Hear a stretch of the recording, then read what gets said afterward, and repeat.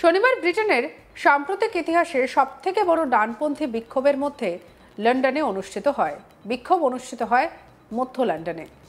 অভিবাসন বিরোধী কর্মী টমি রবিনসনের নেতৃত্বে 1 লক্ষেরও বেশি বিক্ষোভকারী এক মিছিলে একত্রিত হন। পুলিশ জানিয়েছে যে এই সময় অনেক পুলিশ অফিসারের ওপরও আক্রমণ করা হয়। ইউনাইট দ্য কিংডম মার্চের নামে এই প্রতিবাদ সংগঠিত হয়েছিল, যেখানে প্রায় 1,10,000 মানুষ অংশগ্রহণ করেছিলেন। রবিনসনের সমাবেশটি বর্ণবাদের বিরুদ্ধে দাঁড়াও প্রতিবাদের সঙ্গে মিলে যায়। আর এদিকে যেখানে প্রায় 5,000 মানুষ অংশগ্রহণ করেন, সংঘর্ষ থামাতে মেট্রোপলিটন পুলিশকে দিনভর বেশ কয়েকবার লড়াই করতে হয়। ব্রিটেনের অভিবাসী হোটেলের বাইরে বিক্ষোভের মাধ্যমে এই পদযাত্রা শুরু হয়। অংশগ্রহণকারীরা ইউনিয়ন জ্যাক এবং লাল সাদা সেন্ট জর্জ ক্রসের পতাকা উড়িয়েছিলেন। কেউ কেউ আমেরিকান এবং ইসরায়েলি পতাকা উড়িয়েছিলেন। অনেক বিক্ষোভকারী আমেরিকান প্রেসিডেন্ট ডোনাল্ড ট্রাম্পের সঙ্গে সম্পর্কিত make America great again camp করেছিলেন।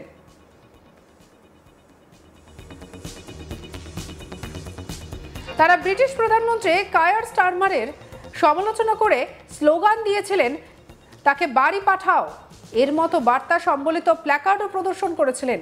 কিছু লোক তাদের সন্তানদেরও বিক্ষোভে নিয়ে এসেছিলেন। সমাবেশে বিক্ষোভকারীরা আমেরিকান রক্ষণশীল নেতা চার্লি কার্কের সাম্প্রতিক মৃত্যুর ঘটনায় শোক প্রকাশ করেন। অভিবাসন বিরোধী আন্দোলনের নেতা টমি রবিনসন দাবি করেছিলেন যে লক্ষ লক্ষ মানুষ জড়ো হয়। একটি টুইট বার্তায় তিনি তার সমর্থকদের সবথেকে বড় বিক্ষোভ হিসেবে বর্ণনা করেছেন। আজকের দিনে বাক স্বাধীনতা রোধের জন্য লক্ষ লক্ষ লোক বেরিয়ে পড়েছে। টমি রবিনসন ইউনাইটেড দ্য কিংডম পদযাত্রাকে বাক স্বাধীনতা উদযাপন হিসেবে বর্ণনা করেছেন। এক সমর্থক মিছিল থেকে বলেন, আমরা আমাদের দেশ ফেরত চাই, আমরা আমাদের বাক স্বাধীনতা ফেরত চাই, সরকারকে অবৈধ অভিবাসন বন্ধ করতে হবে, টমির ওপরে আমাদের ভরসা আছে। এরপর তিনি বলেন, এখন ব্রিটিশদের চেয়ে আদালতে অভিবাসীদের অধিকার বেশি, অথচ ব্রিটিশরাই এই দেশ তৈরি করেছে। আমাদের এখানে ইউরোপীয়দের সরিয়ে দিয়ে দক্ষিণের দেশগুলি থেকে আসা মানুষ, ইসলামীয় সংস্কৃতি থেকে আসা মানুষ জাঁকিয়ে বসছেন। একসময় যে সমস্ত দেশে আমাদের উপনিবেশ ছিল, আমরা যাদের শাসন করতাম, এখন তারাই আমাদের এলাকা দখল করে নিচ্ছে। লন্ডনে লেবার পার্টির নেতা তথা প্রধানমন্ত্রী কিয়ার স্টারমারের নিশানা করে স্লোগান তোলেন বিক্ষোভকারীরা। জানা গিয়েছে তারপরেই পরিস্থিতি নিয়ন্ত্রণের নামে পুলিশ, আর তাতে বিক্ষোভকারীরা পুলিশকেই লাথি ঘুষি মারেন বলে জানা গিয়েছে।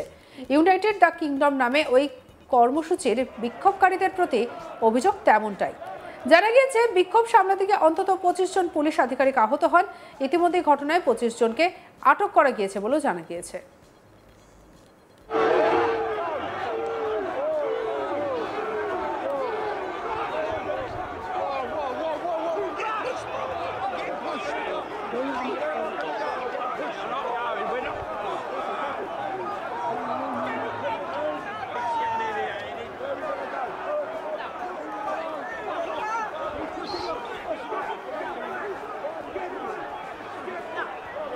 এর আগে বুধবার প্যারিস এবং ফ্রান্সের অন্যান্য স্থানে বিক্ষোভকারীরা রাস্তা অবরোধ করেন, আগুন ধরিয়ে দেন।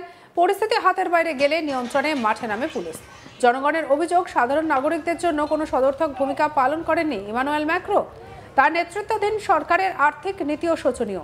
দীর্ঘদিন ধরে করুণ পরিস্থিতি সহ্য করেছেন তারা, তবে সহ্য করতে না পেরে ধৈর্যের বাঁধ ভেঙে গিয়েছে। ম্যাক্রোর পদত্যাগ দাবি তোলেন বিক্ষোভকারীরা। তারা জানিয়েছেন, প্রাথমিকভাবে সোশ্যাল মিডিয়ায় ব্ল্যাক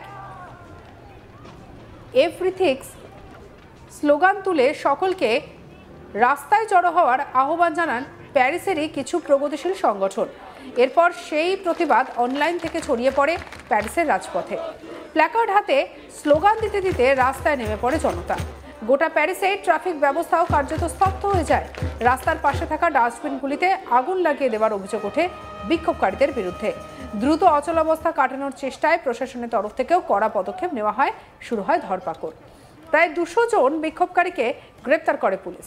সোমবার আস্থা ভোটে পরাজিত হয়ে ইস্তফা দিয়েছিলেন ফ্রান্সের প্রধানমন্ত্রী, আর তার উত্তরসূরি পদে ম্যাক্রো নিজের ঘনিষ্ঠ অনুগামী সেবাস্তিয়ান ফ্রান্সের নতুন প্রধানমন্ত্রী হিসেবে তাকে বেছে নেওয়া হয়েছে।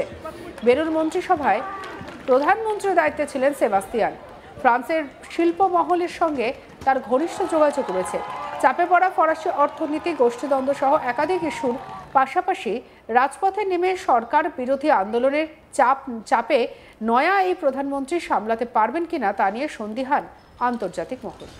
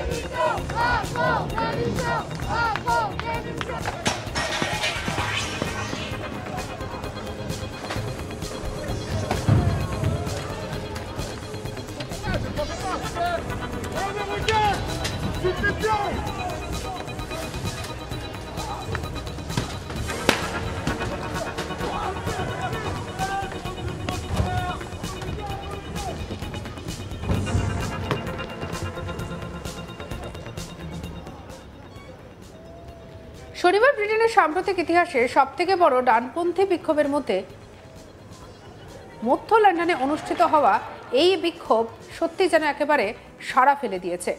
অভিবাসন বিরোধী কর্মী টমি রবিনসনের নেতৃত্বে 1 লক্ষেরও বেশি বিক্ষোভকারী এই মিছিলে একত্রিত হন। পুলিশ জানিয়েছেন যে এই সময় অনেক পুলিশ অফিসারের উপরও আক্রমণ করা হয়। ইউনাইট দ্য কিংডম মার্চের নামে এই প্রতিবাদ সংগঠিত হয়েছিল, যেখানে প্রায় 1,10,000 মানুষ অংশগ্রহণ করেছিলেন। রবিনসনের সমাবেশটি বর্ণবাদের বিরুদ্ধে দ্বারাও প্রতিবাদের সঙ্গে মিলে যায়, যেখানে প্রায় 5,000 মানুষ অংশ নেন। সংঘর্ষ থামাতে মেট্রোপলিটন পুলিশকে দিনভর বেশ কয়েকবার বড় লড়াই করতে হয়। ব্রিটেনের অভিবাসী হোটেলের বাইরে বিক্ষোভের মাধ্যমে এই পদযাত্রা শুরু হয়। সঙ্গে রাখুন আজ তাক বাংলার ইউটিউব চ্যানেলকে। অন্যান্য খবরের জন্য লাইক, কমেন্ট, শেয়ার, সাবস্ক্রাইব করতে ভুলবেন না।